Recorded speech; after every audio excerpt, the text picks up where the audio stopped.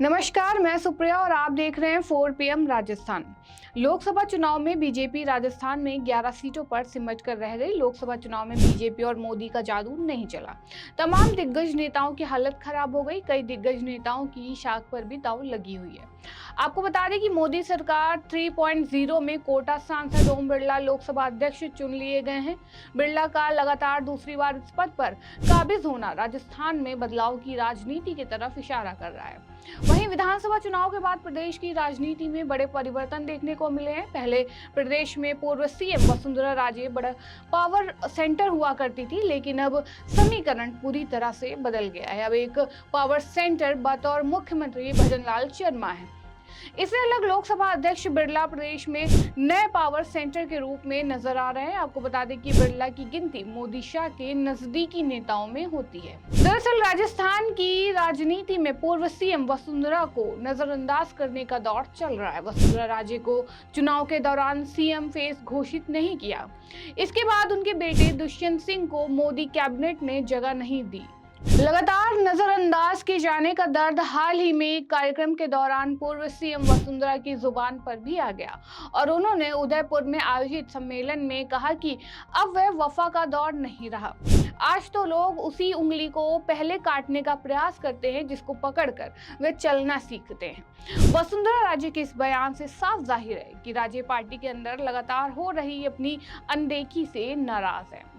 आपको बता दें कि वसुंधरा राजे विधानसभा चुनाव के बाद से प्रदेश में ज्यादा सक्रिय नहीं है। बता दें कि लोकसभा चुनाव के दौरान भी वे केवल अपने बेटे दुष्यंत के लोकसभा क्षेत्र झालवाड़ा तक ही सीमित रहीं।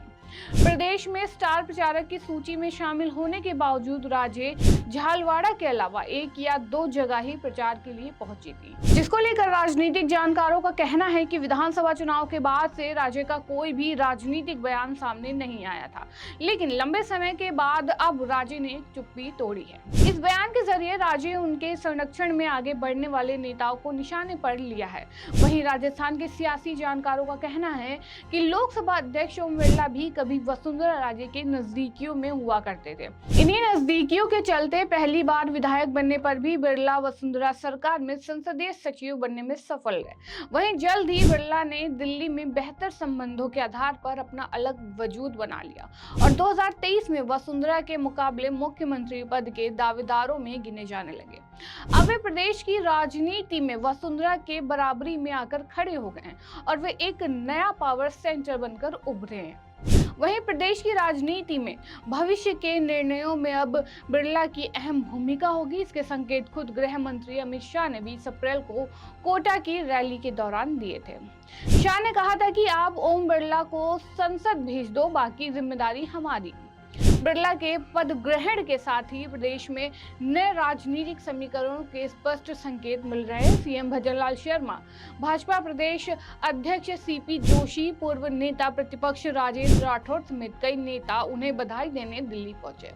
आपको बता दें कि बिरला 2003 से अब तक 3 बार विधानसभा और 3 बार लोकसभा चुनाव जीत चुके हैं। पीएम मोदी की पसंद और लोकसभा अध्यक्ष के तौर पर पिछले कार्यकाल के बेहतर परफॉर्मेंस को देखते हुए बिरला को दोबारा मौका मिला है।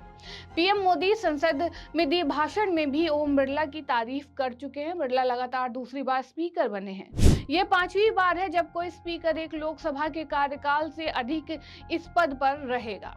वहीं राजनीतिक जानकारों का कहना है कि राजस्थान के हड़ौती की दोनों लोकसभा सीटों पर भाजपा को जीत मिली है और विधानसभा के चुनाव में भी भाजपा को हड़ौती पर कम नुकसान हुआ है। इसलिए 61 साल के ओम बिरला को दोबारा लोकसभा अध्यक्ष जैसा महत्वपूर्ण संवैधानिक पद देकर एक बड़ा संकेत दिया है। अभी तक हड़ौती क्षेत्र से वसुंधरा राजे बड़े नेता के तौर पर जानी पहचानी जाती थी। वहीं बिरला इस बार बड़े मुश्किल से चुनाव जीत कर आए हैं और उन्हें 50,000 से कम वोटों से जीत मिली है, जबकि पिछली बार 2.5 लाख वोटों से जीत मिली थी। इसलिए इस बार उनकी असल परीक्षा थी। आपको बता दें कि हड़ौती में भी अभी तक वसुंधरा राजे को बड़ा नेता माना जा रहा था। लोकसभा अध्यक्ष बनने के बाद ओम बिरला अब इस क्षेत्र के बड़े नेता बनकर उभरे हैं। ऐसे में आने वाले दिनों में राजस्थान की पूरी राजनीति बदल जाएगी और हड़ौती क्षेत्र में विधानसभा चुनाव और लोकसभा चुनाव में जो भी भीतर घात हुआ था, अब उसे ठीक करना भी बिरला के जिम्मे होगा। दूसरी तरफ राज्य के कई समर्थक विधायक अभी भी बगावत के सुर बुलंद कर रहे हैं। उन्हें संभालना भी पार्टी के लिए किसी चुनौती से कम नहीं होगा। आपको बता दें कि बीजेपी और नरेंद्र मोदी ने लोकसभा चुनाव के बाद वसुंधरा राजे से किनारा कर लिया है, जिससे राज्य को बहुत ठेस पहुंची है। वहीं अब राज्य आने वाले दिनों में क्या फैसला करती हैं, ये तो आने वाला वक्त तय करेगा। फिलहाल इस खबर में इतना ही। ऐसी तमाम राजनीतिक खबरों के लिए बने रहिए, देखते रहिए 4 PM राजस्थान। धन्यवाद।